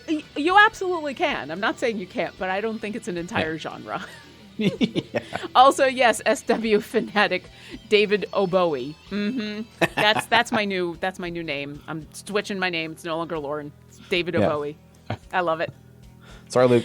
This is David Oboe now. Oh God, Balkan 25. Hey, if AC/DC can use bagpipes and rock, oboe should be no problem. But once again, agreed. On a song by song basis, you can use anything you want. You can craft an amazing song that includes oboe. I just don't think it's like Lauren is now a professional rock oboist. Woodside's asking, okay, where's the forge again? Oh, I will show you. If you come up here to this little forge icon, or the anvil icon. Anvil. I was going to say that's an anvil. It's an anvil. Well, it is also a forge icon in this case. Yeah, but true. if you come to these icons up here, this one says forge, and there you go. And you can forge from here. And you can decide to, what should I mean, I'm going to upgrade Orkira next if I have the scales. What should I make my next legendary? The marshmallow ones, obviously. I kind of want to do the marshmallows. Marshmallow. I mean, there's the idea of picking the thing that is the most optimal, and then there's also the idea of saying I have legendary marshmallows. I think overall, it doesn't matter which one you pick because they all, like, I guess it depends on what they all have the same effect list, right? So it's just about the random effect you're gonna get. That's true. All right, well, we have to make legendary marshmallows. Yep. I feel like I should also make this as a poll in chat. Should we make this a poll in chat? Yeah, let's go for it. Well, which item? Let's go back. So I think we get 3 choices for a poll. I want to say it's 3 choices. So let's go for 3. So let's say holy symbol, because she's got to have an epic holy symbol. Yep. Let's just go for the right side here. I think that's the safest. So holy marshmallows, symbol, the pants, or marshmallows. Yep. What should I? Actually, let's make sure I can upgrade all of them. Yeah. Yes, it would be the same amount for all of them. So yeah. I'm just making sure because I haven't actually looked in a little bit. So, all right, chat, I'm going to leave it up to you. Can we do the poll? Let's do the poll that lets people use their channel points. Oh. Yeah. So Garwar gets to pick. I mean, if Garwar is still here. Yeah. All right. Yes, if one of the moderators could please get a poll going in chat that lets people use channel points, because we haven't done that in a while, and Spicy. It's funny. And in this case, I don't really care, so it's not like it's an important vote. I'm going to just put one of the scales. I'm going to put one of the legendaries here. Holy symbol, pants, marshmallows. Yeah. All right, that was... How many channel points? Huh? How many channel points? Per vote. Oh. 2,000? Is there... Oh, we should do more than that. 10,000. How... Is it giving a limit? Sometimes it gives a limit. Yeah. Yeah, Martin, is there a limit? Because I'm kind of tempted to let it Or be. could we do 526,000.6? 525,600 channel points? Yeah, How do you measure, just to clear measure a Garwar. vote? Yeah, give him one extra vote. See, look, there's no limit. Ooh. Let's make it 10,000. 10,000? Yeah. Let's go 10,000. Yeah, I think 10K. Yeah, something high enough that those of us with a lot of channel points can dump a bunch. but low enough that the people who are new, who maybe only have a couple channel points, are not going to feel left out. So yes, I tried up to 50K. Yeah, let's do up to 10,000 that you can donate. So for those of you who haven't participated in one of these polls before, you can still vote and not use channel points, but you can then use channel points to pay for extra votes. So there we go. It is going. So do you want me to make my pants, my marshmallows, or my holy symbol legendary? And let's see. Do I? The pay to win model. Yeah, the pay to win model is going. I'm gonna. Yes. Yep. Wow, it was a landslide right now. It is a landslide. A couple people. Wow, a bunch of people. All right. Well, I'm gonna put some votes in there too. I'm not gonna say what I voted for, but we'll see. So yeah, come to chat and tell me where I should put my legendary. Meanwhile, we will answer more questions. Freddy Siwoo has a question. What are enraged stacks? Enraged stacks are what happens when the boss has been on screen too long and needs to get stronger to help wipe you out. Or when you have 100 enemies on screen at once. Because then once you have 100 enemies, there's no more mobs stop spawning, and they'll start getting stronger via enraged stacks. So it's just a buff that the enemies get to help kill them, to help kill you, really. So. And we've got a question from Clomson. What are the best tips for beginners? Reset often to gain more favor and progress? Yes. Yeah, definitely. Reset often. Reset. Go as far as you can. Reset. Do it again. Yeah. Other tips. Garwar has a guide for that. Yeah. There's a bunch of guides. Garwar has a lot of them, but I should say come to our subreddit, our Discord, and hang out in our Twitch chats. And there's a lot of people who can help, especially with beginners. If you have any questions about how to do stuff, definitely come by all the places, ask questions. Our community is wonderful about offering answers, suggestions, and tips and tricks. But yes, definitely push to your wall and then reset. Also, and this is not necessarily super mechanical, but there's a ton to do in this game, especially when you start. Don't be overwhelmed, but see if you can figure out what you find you're getting the most fun out of. Like, do you want to try to collect champions? Do you want to try to finish off adventures? Do you want to try to maximize your formations to push your wall? Do you want to try to earn a bunch of gems to unlock a whole bunch of familiars? If you can figure out kind of what your goal is, and you can do a lot of this stuff all at once, like going to earn gems to get yourself familiars is also going to help with all the other stuff. But if you can kind of give yourself a focus of, oh, this is the thing I want to do and this is where I'm finding the most fun, that can help you kind of set your goals and decide what the next thing is to do. But definitely come to the Discord, come to the subreddit, come to all the places, and we can help. I'm just going to tack on a quick question because Mordekin had a kind of a further enraged stack question. They're asking, do enraged stacks make the enemies have more HP or just do more damage? It'll be just more damage. Yeah. And there's still... You'd be kind of stuck forever if the moment you start getting enraged stacks, they start getting more HP as you're trying to kill them. The enraged stacks can go up pretty quickly. So if they're just gaining more HP as you're trying to kill them and you can't kill them, you'll hit a point like, okay, well, this is... This is no longer attainable. This is not working. Yeah. And there's still a minute left on the poll for those of you joining us for deciding what I should make my next legendary item on Orkira. Yeah. Something is winning. I know someone's got 70 votes to throw into Orkira's pants. You know what? There's plenty of people in this chat who do. Yeah. We need a couple people just to dump a couple 100,000 points into Akira's pants, and we got this. Don't worry. There you go. All it takes is a Garwar to come along with that stock of channel points. Yeah. You 69 votes. We need 69 votes to match. Nice. Nice. Monkey House has a question. Would it be possible to adjust the cooldown for trials to be 7 days minus 4 hours if you finish up early?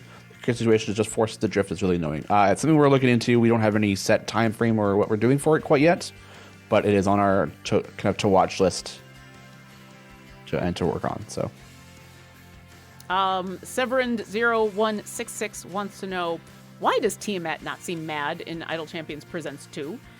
I think she is the ultimate deceiver. And if you don't think she's mad, she is very upset right now. She's just hiding it well. Because sometimes you don't want to give away how upset you are at something. That's my guess. I mean, the real answer is you'll have to watch and wait and see. Yeah, it's a good guess. And we're about to get mad, get even. Yeah. There you go. And what? Hey! Wow! Embrasil. Embrasil's 230,000 channel points. Dang, dude. I am impressed. Holy mackerel. Okay. Orkira's Marshmallows are getting the Forge treatment, which I approve of this. Dun, dun, dun, dun. Let's see what happens. And... Blue. Chaotic champions. Well, she is a chaotic champion herself, so... Do I want to immediately upgrade? That's Helm's favor. Yeah, go for it. Is that Helm? Is that Torm? That's Helm, yeah. That's Helm, yeah. I'm just trying to decide if I want to upgrade or if I want to save because I'm still behind on making things legendary. So I mean, your current cost is only 1,000 to upgrade, so it's not. I would just upgrade once and then. Yeah, that's true. Wait, yeah. Let's do it. Hey, all the chaotic champions. All right, I'm not going to reforge because I think that's actually pretty good. Thank you, everybody. I now have legendary marshmallows. Hey. That's a sentence I just said about a character that I play. Jaga's wondering, will we get double time gate pieces 2 or 4 this week if the countdown timer is messed up as it appears to be? The timer's been fixed. It has been. We got it fixed when we figured out what was going on there.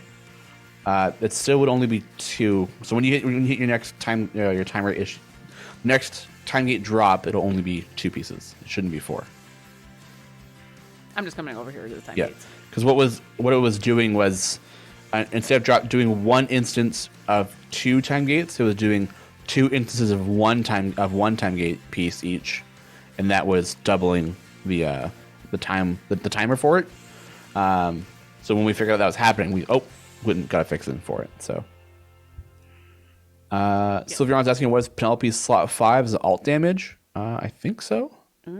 Let's. Ultimate attack. Yeah. There you go. That's the one. Any hints at who the time gate heroes are going to be this week? Well, the great news about that, Malphasian, is that it's random. Everybody gets a different set of 3 champions for the time gate weekend, which is tomorrow.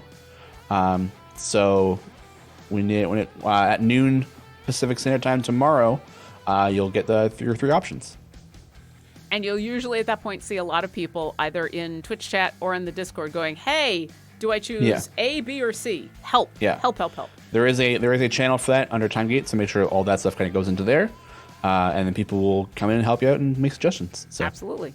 What can also help if you're trying to decide between those 3, if you know in advance, if there's, like I was talking about before, a specific thing you're trying to do, that can also help you pick a champion. If you are like, I really need to unlock more in these specific slots, or I need more DPS, or I'm trying to get all the heroes of the plains because you should, or I'm trying to, get a specific buffer. If you have one of those ideas in mind, that can help when that trio shows up. Otherwise, people are just kind of giving you suggestions based on what they think some of the more useful champions are in a variety of situations. So if you take a second and think about your needs, then sometimes that can help. And I will just jump into this next question because I feel bad about everybody voting for Penelope over Shaka. Kiwi Mischief wants to know, I've never heard of Shaka. What does he do? Shaka is awesome. So Shaka is from the Rivals of Waterdeep, and he is a buffer, and he is a puzzle fiend. Well, he's not a fiend, I should say. You know what? Let me get another party going, and I will actually just make a Shaka formation. So one of the fun things that Shaka does when you are putting together a formation is he has what's called his puzzle, in where he'll designate specific slots on the formation, and if you fill those slots in the way he's designated, you get extra bonus buff funness. So let's come here to Witchlight. We'll just do some Carnival. I love the Carnival. It's so pretty. the carnival is just so lovely. The background for it. So let's go ahead. So what I like to do is put Chuck out there first. And yeah, so some of the other fun stuff that he does, the puzzle is the big thing for each champion. Those slots that match the slots tag, he buffs the party by 150%. He has temporary health. He gives temporary health to the entire party. So if you're looking for temp HP for people, he's really useful. So he's just fun to use. And then, yeah, let's go for that so we get a bunch. So you'll see now that he's started to put tags out there. And so what he wants is someone here who is female or non-binary. So let's get ourselves... we'll do that. We probably want... oh, well, you know what? Let's put Tahani there. Let's get some rivals out there. And this is basically how one of the main ways Shaka works, is that he's going to fill these slots in with different tags. Like, he wants a kobold here. Well, I am more than happy to give you some kobolds. Let's go... Spurt. Yeah, let's go Spurt. Let's go Witchlight Spurt. That's going to be awesome. We had a gold person, a person with a gold find tag up there. So, who's going to have... Actually, I think Dinar has gold. Dinar has gold, but also Ishii has gold. And if we're going to lean into having kobolds everywhere, let's do that. Then we'll do that. And so you see when we fill those slots with a champion who meets the tag, it glows this golden light right there, and it means that now everybody's getting a bigger buff. So it's a little bit of a puzzle sometimes to figure out, and you can reset the puzzle if the slots that are chosen are a little hard for you to fill depending on the champions you have, but he offers a really awesome buff. So definitely pick yourself up, Shaka, and have fun, and then you can start to collect all the rivals of Waterdeep. Oops, all kobolds. Yeah. Oops, all kobolds. Just one of my favorite things. Oops, all kobolds. Yeah. Jidog is asking, how many Nans on screen is too many? Well, one on screen is too many, technically. Because Nan, which is NAN, stands for not a number. So that means something went wrong. But then also you can think about Nan bread, and that's good. Yeah. Or Batman. Or Batman. Nan bread. Yeah. Sorry. Cassius is questioning, could be a skin sub-tab within collections. It's a fine suggestion. Maybe, someday. Bugs first, quality life later. That's the plan. But it's a good suggestion to get. Yeah. You know what? Let's put Baby Tiamat out there for fun. Yeah. 9Wild9 has a question. I'm a newbie, but what's the fastest way to get gold? Well, welcome to the game. The fastest way to get gold is honestly in the beginning, having Jarl Axel out and trying to fill his Drow Rogue qualifications for his Master of Piracy. So anything that'll help buff your gold find will be very beneficial. So yeah, Jarl Axel being, I think, the first gold champion you get. I think he's in slot 4. Oh yeah, sorry. Yeah. I'm looking for a tank to get out there and fill that slot. Who's here we go. So this is Wolfgar. Wolfgar? Nice. Yeah, let's get Wolfgar out there because we've got. Yeah. I'm trying to fill all the requirements for the puzzle. Yeah. These are the moments I get distracted by. Yeah. Ghostwalker has a question: are the rage stacks supposed to increase the boss's resistance as well as damage? Because most of the time, when they start stacking my formation, can no longer damage them, which guarantees a loss. But most of them I can move back when they immediately move forward and kill them. Well, there's no really such resistances in the game. There's something that says the higher the enrage, the less damage you do to it. The only sort of resistances that are in game are the armored health. So a lot of the times when that kind of thing happens, that when it's just the boss left and you're losing damage, it would be because maybe you have some champions that require monsters on screen, which as they die you would lose them. If you're using Krull, there's a big issue with how Trader works, where sometimes it'll kill everything and leave one behind, but the only way you were killing things was by the Trader procs. So if that is that was how you're doing it, then you're out of luck at that point. But when you go back, it might trigger the procs properly, like in a different way this time, and then have everybody die. So. And then have everybody die. Everybody die. Yeah. Speller Boss has a question: is Ayla's self shield bugged? I don't think so. If you think it's a bug, please make a ticket. And if you are unsure about how to make a ticket, if you're new to the game, in most cases, the best way to do a ticket is to come down here to support, click on support. It's going to say, hey, we're going to open up a new browser tab. You say, okay. I'm not, for obvious reasons. It'll open up a new window where you can fill out all the information. That's the best way because then it'll pull information from your game, which makes it a little easier for us to figure out what's gone wrong. There's also, you can submit to an email address as well, but that's kind of the easiest way is just go ahead and click on support. Yeah. Support tickets are definitely the best case. And then the only reason you would send an email to us would be if you can't make a support ticket for whatever reason. Like if you can't open the game. You can't get in the game kind of thing. Yeah, exactly. Yeah. Still Never TV says, oh yeah, question. Is there a max level for Legendaries? I don't know. I don't think so. I think it'll just get to a point where the requirements are so ridiculously high that we may not be able to obtain them, or it would take a very, very long time to You say obtain that, them. but we have some dedicated players. Oh, yeah. I think technically, Garza said technically no, functionally yes, I think. Yeah. Which is kind of the case with a lot of stuff in this game, in where eventually you just get to a point where it's just, too expensive or too high or whatever. But yeah. But, when I was testing things originally, my Ashar has a level 19 item on it on her. So jeez. Yeah. So when it came out, I was playing around with just testing how it works and seeing what I can break with it. And I was like, oh, this got pretty high. So there you go. Yeah, it's pretty strong. That makes sense. That is kind of half your job. Yeah, exactly. Let me grab this next question from Jippin. Does using legendary marshmallows and s'mores enhance their buffs or degrade it due to lack of marshmallow purity? I don't think they degrade.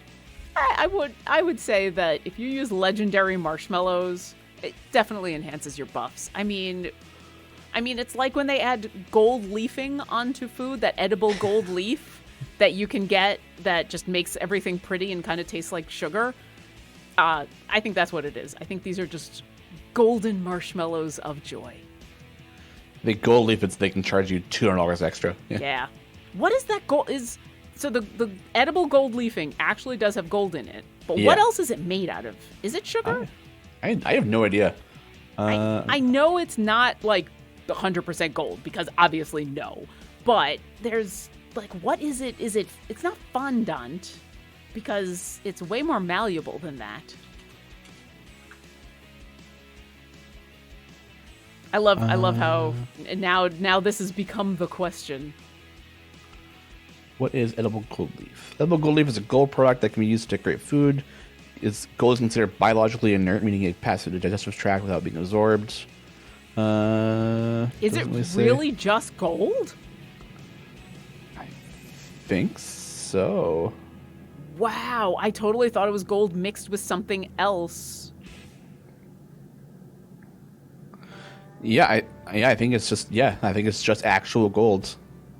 Well, I learned another new thing today. Welcome to Lauren Learns Things. Today I learned about how to see the kill screen or who is killing people on Idle Champions, and that gold leaf is just really, really, really thin gold, and I 100% thought it was gold mixed with something else to make it more palatable, but and it also says that edible gold leaf does not have any taste at all.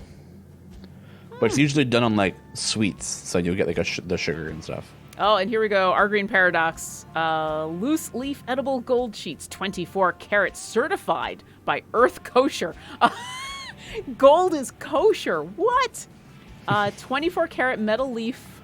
I'm looking because there's a price here. 24 karat 81, $14.99 in stock. Okay. That doesn't seem real. But I mean, it might be. You might just, because it is super, super, super, super thin. But all right. There you go. Good to know. Everybody is collecting gold in the game to not just level up their champions, but to eat. Yeah. And to eat. Yeah. Go player 7. Go player 7. If any of the team 2 champions are planned to be given away similar to Havilar. Will they be blocked for the time gate? No. We only... Did we give away Havilar, or was that because of the skin? There were a couple of... So not the kobold skin. Yeah. Here, let's... Yes, probably the Ascendant ones, right? Yeah, because there were a couple of Ascendant ones that... I think I just saw it, yeah. So here's the Ascendant Havilar that was given away. Mm-hmm. So I think that's what they're talking about. It's like, unlock, if there's an Ascendant, here's the Baloth one. I'm trying to make sure I only talk about specific ones because I need to make sure I remember the correct things. Yeah. I don't think they got blocked by time gates. That's no, they wouldn't know. The only thing that gets blocked by time gates is when an event is happening, and it gets blocked like that Friday before the event. Yeah, and there'll be a little indicator. Hey, there's an indicator that says something about why it's blocked. It doesn't just let you. It doesn't just say, you can't use this. It says something about upcoming time gate champion or something like that. Upcoming event champion or something. Yeah, so something like that. Yeah. That is good to know, though. That is a thing to think about, but that might be a little more difficult to implement. Yeah, I think it's because it's such a rare occurrence. Yeah. We probably wouldn't adjust the game to match that. And if anything, if let's say you unlock Havilar, and then get a time gate for Havilar, that's just getting chests, and even the other way around. At that point, you're still winning. You're still getting a skin, especially if it was from a free time gate. So it's an understandable question. Yeah. But at the moment, no. If you get them through the Ascendant skins, it's not going to block them from a time gate. Yeah. He's Jingshin. Oh, I don't know how to pronounce that. Any words, thoughts on when Split the Party 3 might make it into the game? Ooh, the fourth party. Probably. Fourth party. Yeah, mythical fourth. Probably not for a while. But we launched Split the Party 2, I think, this year. Yeah. So probably be my honestly educated best guess next year. We haven't had any internal plans on when to do that quite yet. So it's probably going to be sometime still. Arrowstone says, in the time gate selection screen, what are the deciding factors on who are the most popular champions? Is it how many accounts have them, or how many times the time gates are chosen, or what? Ooh, that's an interesting question. I feel like I know the answer to this. I'm going to come on over here to the time gate so I can show off what they're talking about. I think it's based off of time gates open for them. I think. All right, so here we have by popularity, and so I'm not sure how we can tell how many time gates are open for each of these. Yeah, it's either time gates or usage. I think it's time gates opened. So interesting. So Esmeralda is the least popular opened. But are we talking about globally, or are we talking about for me in specific? If we're looking at mine. So this is also compared to like the kind of the game itself, right? So like this will the most popular champions across the entire game. Okay. From everybody globally being like, yes, like that's not catered to you. Whereas item level will be. Yes, yeah. Item level will be catered towards who's your most scared and least scared. Yeah. Yep. Time to event is also a good one to take a look at to see, all right, who's the furthest and who's the closest. Yeah. Honestly, the Krons. So go back to the popularity one, and for the most popular, the Kron time gate is probably one guy. I'm not kidding. Oh. It's there's one of the players in Discord is a devout Kron user, who has like 10,000 item levels on Kron, and has his time gate at the area of requirement level 2,000 and higher. Like, all he does is run Kron time gates. I mean, hey, if you're a fan of Kron, go for it. I've used Kron quite a bit. I got some really good gear on Kron when he came out, so I was using him a lot. Kron is actually, in terms of DPS, one of the better ones at the very, very end game. We're talking like super high investment item levels. So the way it works is in the kind of the early game, Hitch, Jarlaxle, and Minsk are kind of like your really good starter ones. Mid game to late game is your Zorbu and Ashara. They'll do really, really good in that time frame. And then the late game, when you have all this extra stuff to dump into people, is Kron and Artemis. Those two are if you put all the effort and material into them, they are the peak DPS you can reach in the game. With Artemis being the top, and then Kron being below. Yeah, they are the highest point of the ceiling. Yeah. There you go. For those of you who are looking for a place to get to, Kron. But they require a lot of investment, like so much. But you're probably already putting a lot of investment into the game, into time and playing, if you're at that point anyway. So yeah, this is like every like blacksmithing contract you ever get would go into those two champions or into one of those champions. Yeah. And then because the Kron you need about like 10,000 item levels, and that's the point where you're like, okay, this is very, very effective, I think. So yeah, the min-maxing though, yeah, exactly. You've leveled up Kron. You're super effective. Yeah. It's super effective. Yeah. I'm going to skip over to Seeker Sublime's question. Is Witchlight a permanent campaign? It seems to have come up recently. It is a permanent campaign, and it has come up recently. It's our latest in our permanent campaigns. So, yes, you will be able to play that. If you haven't unlocked it yet, you will have time to get to it. It's not a limited time event. And it's got absolutely gorgeous art. They're just so good and so wacky. Oh, it's Witchlight. So yeah, exactly. But yes, especially for our newer players, if you haven't had the chance to unlock it yet, never fear, you will have time to see all that gorgeous art. It is a permanent campaign. Mm-hmm. Cass has a question. Any way to get the complete an adventure with X champions highest DPS challenges to forget champions that aren't in the formation anymore? Any way to get the...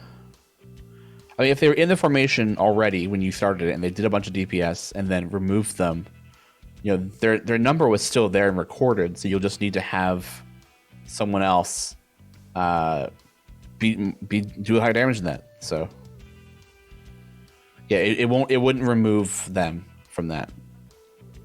But if they're no longer in the formation, then those numbers should update. So yeah, it will eventually update. Yeah, but if I guess the comparison, if your Ashara is doing E100 damage, and then it's like you need Alindra to do it, so you remove Ashara, and then Alindra's like, I do E60 damage.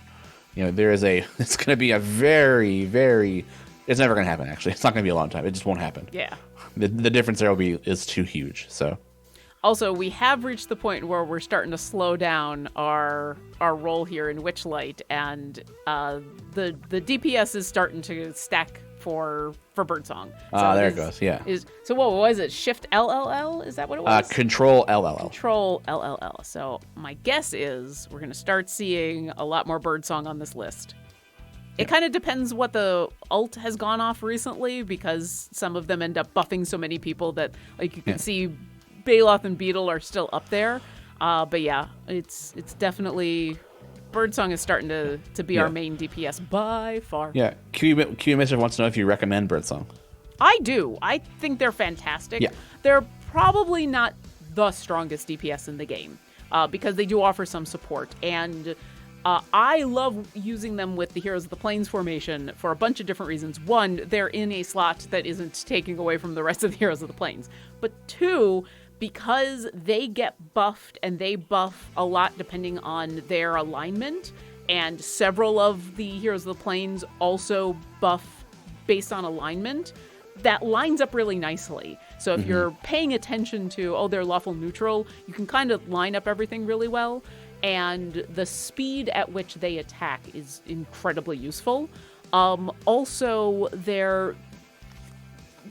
I think they're just a really effective DPS with some really good support capabilities that are easy to work around or work with, I should say. So, and specifically when I stick them in with a whole bunch of Heroes of the Plains, they just work really, really well.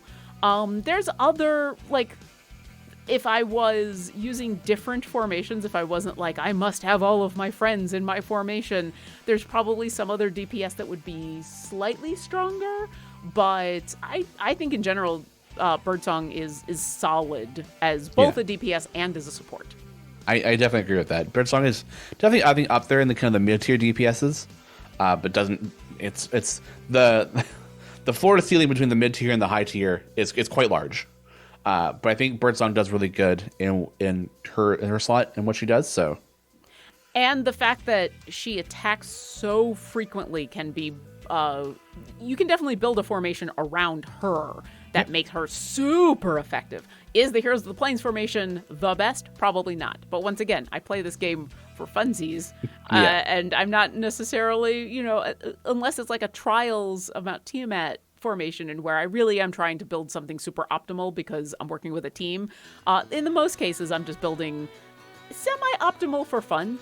But there's some formations you can build around her and her speed that are really, really effective. I think Barrowin would be pretty good to add on to that too, because I think Barrowin increases or makes it so that people attack faster. Yeah. So that'd be a good attachment, and then adding on freely with that to match. Oh, wait. Gara just said no. Am I incorrect? Barrowin wants slow attackers. Oh, I thought it was the other way around too, but. Yeah, but you're right that what you want are people who are going to buff fast attackers to make them attack faster, because then Birdsong becomes kind of amazingly ridiculous how fast she attacks. So we only have another minute or two left before we have to go, because I'm going to be helping out with Idle Insights, running that show, and so. So stick around for Idle Insights. Todd Kenrick has a video that is going to be playing where he got a chance to interview Tristan Falcone and Ryan Hartman from the C Team. So that's going to be awesome. So stick around for that after the show. And then after that, Developer Insights. More chances for questions to get answered about this game. Q&A day. It is Q&A day. Also, it's important to let everybody know this show is going to be off for the next 2 weeks. We are on break for 2 weeks. Why? Well, next week is a holiday in Canada, and so Sean is going to be enjoying a day off. The week after that, we're off for reasons that we can't talk about just yet, but we will be back after that. Ironically enough, we will be back on the 25th of November, which is American Thanksgiving. But guess what? I'm gonna be here to help you out. Aw. So yes, we're gonna be off for 2 weeks. So definitely, for those days, you're gonna have to wait a little bit for some of the Q&A, but we will. It'll be a very busy Q&A when we come back.